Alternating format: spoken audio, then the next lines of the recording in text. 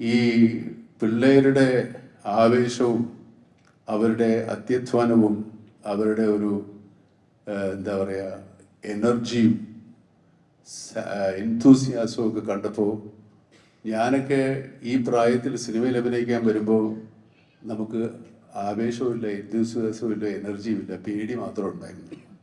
രക്ഷപ്പെടുവോ, നന്നാവുമോ, ഇത് നമ്മൾ ചെയ്യുന്നത് ശരിയാണോ എന്നൊക്കെയുള്ള ഭയത്തിലാണ് ഞാനൊക്കെ തുടക്കകാലത്ത് വന്നത്. പക്ഷേ ഇവര് നല്ല ആത്മവിശ്വാസത്തോടുകൂടി ഫുൾ കോൺഫിഡൻ്റ് ആയിട്ട് എന്ത് പറഞ്ഞാലും ചെയ്യാവുന്ന തരത്തിൽ.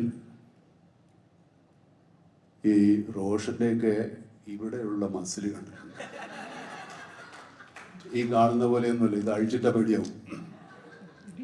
അതുപോലെ ഈ ചങ്ങാതി ഈ വിശാഖ് എൻ്റെ നാളാണ്.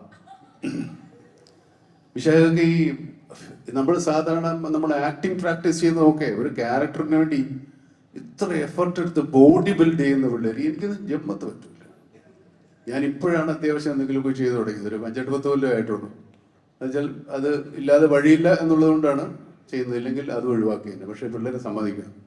ഈ സത്യം പറഞ്ഞാൽ ഈ ഇവർ പറയുന്ന പോലെ ഞാനല്ല ഇവരുടെ എനർജി, ഇവരായിരുന്നു ഈ സിനിമയിലെ